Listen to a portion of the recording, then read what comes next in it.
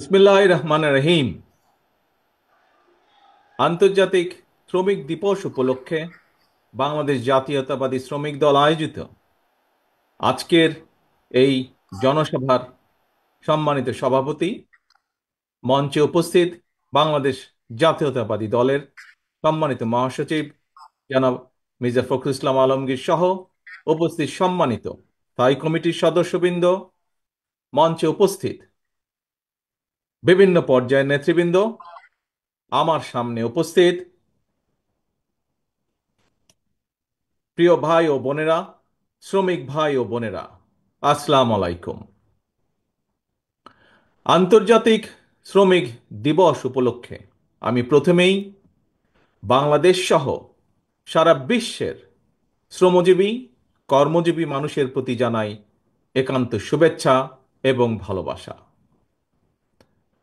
18 কোটির বেশি মানুষের এই বাংলাদেশে বিভিন্ন সেক্টরে সব মিলিয়ে কর্মক্ষম শ্রমজীবী মানুষের সংখ্যা প্রায় 8 কোটি বা তারও কিছু বেশি। প্রিয় ভাই বোনেরা, এর ভেতর নারী শ্রমিকের সংখ্যা প্রায় অর্ধেক। শ্রমজীবী, কর্মজীবী এইসব মানুষেরাই আমাদের এই প্রিয় বাংলাদেশের উন্নয়ন এবং অর্থনীতির প্রাণ। দেশের কোটি কোটি শ্রমজীবী, কর্মজীবী মানুষ, প্রান্তিক জনগোষ্ঠী, কৃষক, শ্রমিক, দিনমজুর মেহনতি জনগণকে অবহেলা কিংবা অধিকার বঞ্চিত রেখে আমাদের মুক্তিযুদ্ধের কাঙ্ক্ষিত বাংলাদেশ প্রতিষ্ঠা করা সম্ভব নয়। শ্রমজীবী, কর্মজীবী প্রিয় ভাই ও বোনেরা, আপনারা যারা আজকের এই সমাবেশে হাজির হয়েছেন, অবশ্যই আপনাদের একটি লক্ষ্য বা উদ্দেশ্য রয়েছে, একটি প্রত্যাশা রয়েছে। কি সেই প্রত্যাশা, কি সেই উদ্দেশ্য? সেটি হলো এমন একটি গণতান্ত্রিক রাষ্ট্র, সরকার, সমাজ ব্যবস্থা, আপনাদের, আমাদের প্রত্যেকের প্রত্যাশা, এমন একটি কর্ম পরিবেশ আপনাদের প্রত্যাশা, যে রাষ্ট্র এবং সমাজ আপনাদের প্রত্যাশা এবং প্রাপ্তি নিশ্চিত করবে। মাথার ঘাম পায়ে ফেলে উৎপাদন, উপার্জন করার পর আপনারা শ্রমের ন্যায্য মূল্য পাবেন। রাষ্ট্র ও সমাজে আপনাদের অধিকার এবং মর্যাদা নিশ্চিত থাকবে। এমন একটি গণতান্ত্রিক রাষ্ট্র, সরকার, সমাজ ব্যবস্থায় আপনাদের সহ আমাদের সকলের প্রত্যাশা। এমন একটি বাংলাদেশ প্রতিষ্ঠিত হলে আপনারা ভালো থাকবেন, আপনাদের পরিবার ভালো থাকবে, বাংলাদেশ ভালো থাকবে। আপনারা ভালো থাকলে দেশ ভালো থাকবে। দেশ এবং জনগণ ভালো থাকলে, দেশে জনগণের অধিকার প্রতিষ্ঠিত থাকলে কেউ বাংলাদেশকে তাবেদার রাষ্ট্রে পরিণত করতে পারবে না। সুতরাং দেশে জনগণের অধিকার প্রতিষ্ঠিত থাকা না থাকার সঙ্গে, জনগণের ভালো থাকা না থাকার সঙ্গে কিন্তু দেশের স্বাধীনতা, সার্বভৌমত্বের সরাসরি সম্পর্ক রয়েছে। প্রিয় ভাই বোনেরা, আপনাদের ভালো রাখার জন্য, দেশ এবং জনগণকে নিরাপদ রাখার জন্য, জনগণের অধিকার সুপ্রতিষ্ঠিত রাখার জন্যই আমাদের এই রাজনীতি, বিএনপির রাজনীতি। আমাদের সকলের প্রিয় দল বিএনপির প্রতিষ্ঠাতা, বাংলাদেশের স্বাধীনতার ঘোষক শহীদ রাষ্ট্রপতি জিয়াউর রহমানের একটি কথা এই ক্ষেত্রে আমি স্মরণ করতে পারি। শহীদ জিয়া বলেছিলেন, আমাদের রাজনৈতিক দর্শন হলো জনগণের কল্যাণে কাজ করা। প্রিয় ভাই বোনেরা, জনগণের রায় বিএনপি অনেকবার রাষ্ট্র পরিচালনার দায়িত্ব পালনের সুযোগ পেয়েছে। বিএনপি সরকার প্রতিবারই মানুষের অধিকারের প্রতি সম্মান রেখে জনগণের কল্যাণে আন্তরিকভাবে দায়িত্ব পালনের চেষ্টা করেছে।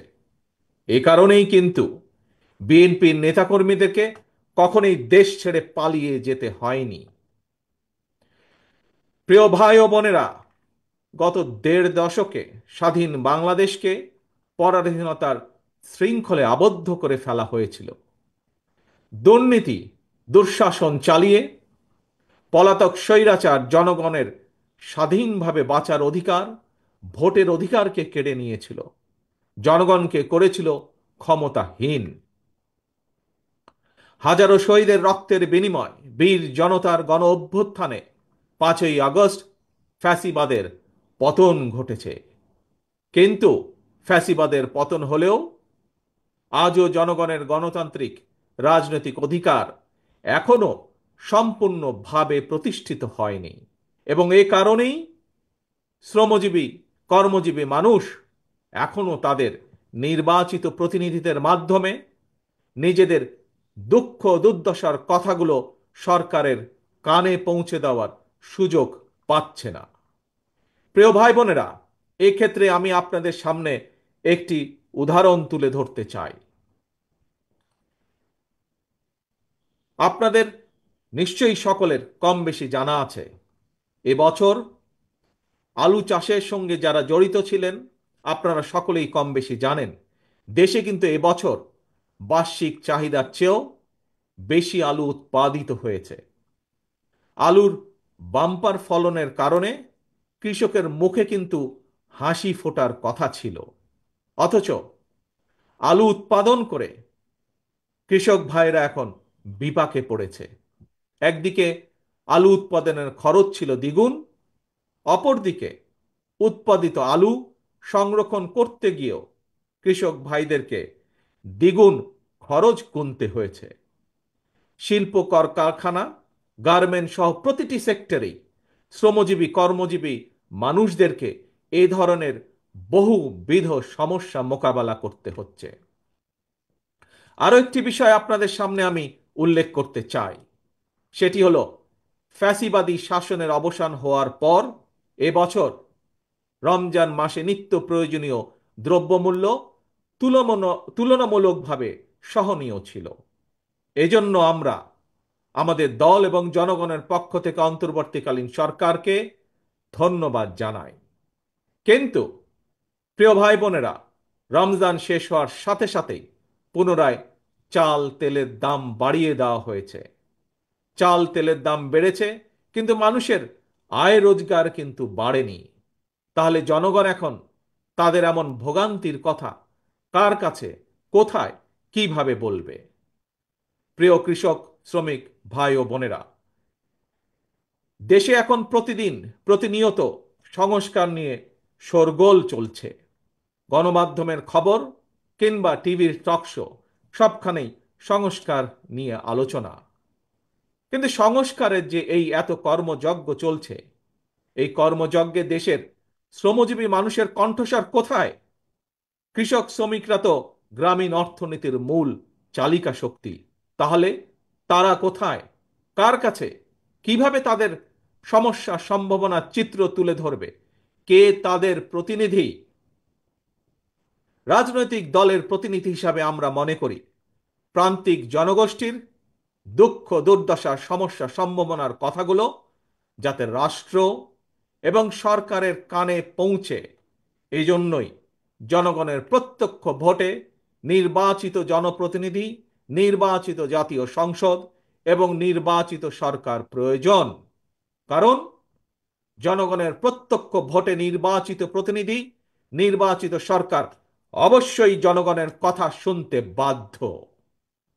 প্রিয় ভাই ও বোনেরা, জনগণের কাছে জবাবদিহিমূলক সরকার প্রতিষ্ঠার জন্য রাষ্ট্র, রাজনীতি এবং সরকারের সংস্কারের জন্য বাংলাদেশের পক্ষের রাজনৈতিক দলগুলোর সঙ্গে আলোচনা করে 2023 সালে বিএনপি 31 দফা সংস্কার কর্মসূচি ঘোষণা করেছিল।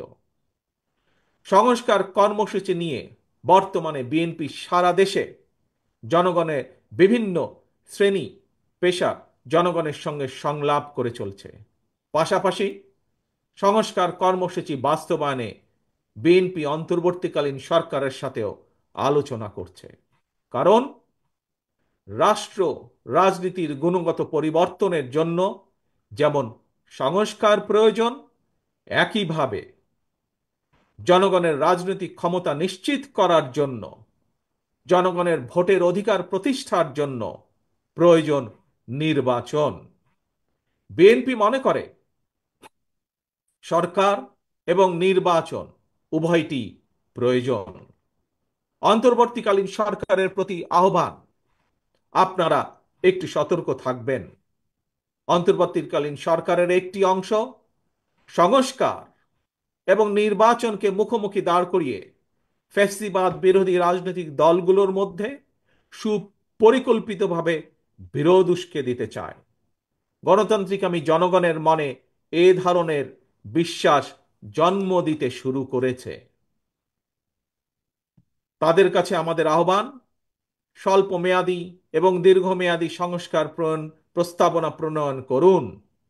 কোনো রাজনৈতিক দলের আপত্তি নেই, তবে পাশাপাশি প্রয়োজনীয় সংস্কার সম্পন্ন করে আইন শৃঙ্খলা বাহিনী, বিচার বিভাগ এবং নির্বাচন কমিশনকে প্রস্তুত করুন। সুনির্দিষ্টভাবে আগামী জাতীয় নির্বাচনের রূপরেখা ঘোষণা করুন।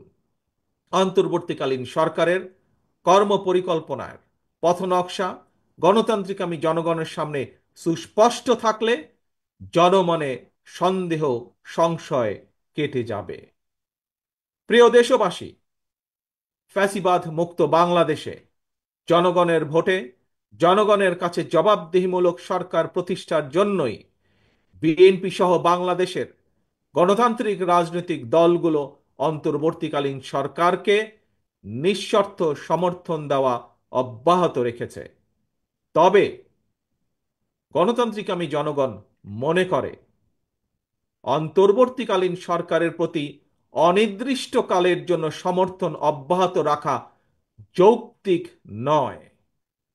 পলাতক স্বৈরাচার দেশে আর যেন মাথাচাড়া দিয়ে ওঠার সুযোগ না পায়, এজন্যই জনগণের কাছে জবাবদিহিমূলক সরকার প্রতিষ্ঠা অত্যন্ত জরুরি। ফ্যাসিস্ট কিংবা স্বৈরাচার হওয়ার মন্ত্র দেশের সংবিধান কিংবা দেশের আইনে লেখা থাকে না, বরং সংবিধান বা আইন না মানার কারণেই ফ্যাসিবাদের জন্ম হয়। একজন ব্যক্তি বা গোষ্ঠী যখন থেকে নিজেকে কিংবা নিজেদেরকে একমাত্র অনিবার্য অপরিহার্য মনে করে জনগণের উপর একক সিদ্ধান্ত চাপিয়ে দিতে শুরু করে, তখন থেকেই ফ্যাসিবাদের যাত্রা শুরু হয়। এবং এ কারণেই বলতে চাই, কোনো ব্যক্তি অথবা গোষ্ঠীর মনে বিনা ভোটে ক্ষমতা দীর্ঘায়িত করার সুপ্ত বাসনা, পুনের আকাঙ্ক্ষা যেন রাষ্ট্র সরকারকে ফ্যাসিবাদে প্রতিপ্রলুব্ধ করতে না পারে, সেজন্যই জনগণের প্রত্যক্ষ ভোটে নির্বাচিত জনপ্রতিনিধি, নির্বাচিত জাতীয় সংসদ এবং জবাবদিহিমূলক সরকার প্রতিষ্ঠা করা দরকার। নিয়মিত গণতান্ত্রিক চর্চার মধ্যে দিয়ে দেশে মানুষের অধিকার সুরক্ষিত হয়ে উঠে, রাষ্ট্র রাজনীতিতে গণতন্ত্র প্রাতিষ্ঠানিক ভিত্তি পায়। প্রিয় ভাই বোনেরা, জনগণের সরাসরি ভোটের মাধ্যমেই দেশের সরকার গঠিত হয়, সরকারের পরিবর্তন ঘটে। এটি বিশ্বের গণতান্ত্রিক রীতি। তবে রাষ্ট্র স্বৈরাচার কিংবা ফ্যাসিবাদের কবলে পতিত হলে গণবিপ্লব কিংবা গণ অভ্যুত্থানের মাধ্যমেও ফ্যাসিবাদী সরকারের পরিবর্তন হয়। তত্ত্বাবধায়ক কিংবা অন্তর্বর্তীকালীন সরকার গঠিত হয়। এ ধরনের বিশেষ পরিস্থিতির সরকার অবৈধ নয়, তবে এ ধরনের বিশেষ পরিস্থিতির সরকার কখনোই জনগণের সরাসরি ভোটে নির্বাচিত সরকারের বিকল্প নয় এবং বিকল্প হতে পারে না। প্রিয় দেশবাসী, এবার আরও একটি গুরুত্বপূর্ণ বিষয়ের দিকে আপনাদের দৃষ্টি আকর্ষণ করতে চাই। আভ্যন্তরীণ যুদ্ধে লিপ্ত মিয়ানমারের রাখাইনে মানবিক সাহায্য পৌঁছানোর জন্য বাংলাদেশকে করিডোর হিসাবে ব্যবহারের অনুমতি দেওয়ার ব্যাপারে অন্তর্বর্তীকালীন সরকার নাকি নীতিগতভাবে সিদ্ধান্ত নিয়েছে। দেশের স্বাধীনতা সার্বভৌমত্বের সঙ্গে জড়িত এমন একটি স্পর্শকাতর বিষয় সিদ্ধান্ত নেওয়ার ক্ষেত্রে অন্তর্বর্তীকালীন সরকার কিন্তু জনগণকে জানায়নি। এমনকি জনগণের প্রতিনিধিত্বকারী রাজনৈতিক দলগুলোর সঙ্গেও কোনোই আলোচনা করার প্রয়োজন বোধ করেনি। দেশের জনগণকে না জানিয়ে অন্তর্বর্তীকালীন সরকার এ ধরনের সিদ্ধান্ত নিতে পারে কিনা কিংবা নেওয়া উচিত কিনা এই মুহূর্তে সেই বিতর্ক আমি তুলতে চাই না। তবে দেশের স্বাধীনতা প্রিয় জনগণের কে মনে করে করিডোর স্বাধীনতা প্রিয় জনগণ মনে করে করিডোর দেওয়া না দেওয়ার বিষয় সিদ্ধান্ত আসতে হবে জনগণের কাছ থেকে। সিদ্ধান্ত আসতে হবে জনগণের প্রত্যক্ষ ভোটে নির্বাচিত জাতীয় সংসদের মাধ্যমে। এ ধরনের পরিস্থিতিতে গণতান্ত্রিক বিশ্বের দেশে দেশে এটাই নিয়ম, এটাই রীতি। আমাদের বক্তব্য স্পষ্ট, বিদেশিদের স্বার্থ রক্ষার স্বার্থে নয়, অন্তর্বর্তীকালীন সরকারকে সবার আগে দেশের জনগণের স্বার্থ নিশ্চিত করতে হবে। কারণ মিয়ানমার, ভারত, পাকিস্তান কিংবা অন্য কোনো দেশ নয়, সবার আগে বাংলাদেশ। এটিই হতে হবে আমাদের, এটিই হতে হবে আমাদের একমাত্র লক্ষ্য। সারা দেশের শ্রমজীবী কর্মজীবী ভাই ও বোনেরা, আমি বিশ্বাস করি, বিএনপি বিশ্বাস করে, তৃণমূলের জনগণের রাজনৈতিক এবং অর্থনৈতিক ক্ষমতায়ন ছাড়া শ্রমজীবী কর্মজীবী মানুষের ভাগ্যের পরিবর্তন সম্ভব নয়। শ্রমজীবী কর্মজীবী মানুষের অধিকার উপেক্ষা করে কোনো রাষ্ট্র এগিয়ে যেতে পারে না। শ্রমজীবী কর্মজীবী মানুষের শ্রম, ঘাম, মেধার উপর নির্ভর করে একটি দেশের উন্নয়ন এবং অর্থনীতির শক্তিশালী ভিত্তি রচিত হয়।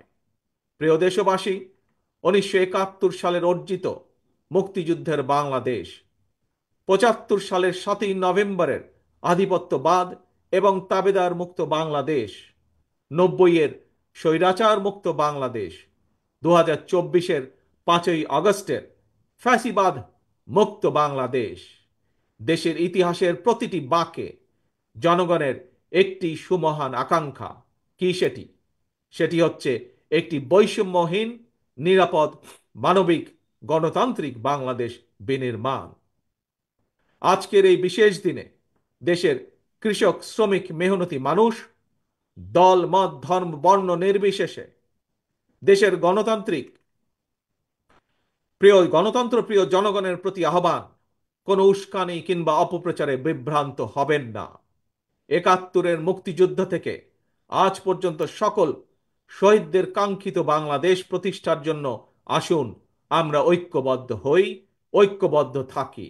কারণ অনৈক্যের সুযোগ নিয়ে পরাজিত পলাতক অপশক্তি যাতে আর পুনর্বাসিত হবার সুযোগ না পায়, এই ব্যাপারে সতর্ক এবং সজাগ থাকার আহ্বান জানিয়ে কৃষক, শ্রমিক, মেহনতি মানুষ, গণতান্ত্রিক কামী জনগণের সাফল্য কামনা করে আমার বক্তব্য শেষ করছি। আল্লাহ হাফেজ। বাংলাদেশ জিন্দাবাদ। বাংলাদেশ জাতীয়তাবাদী দল জিন্দাবাদ।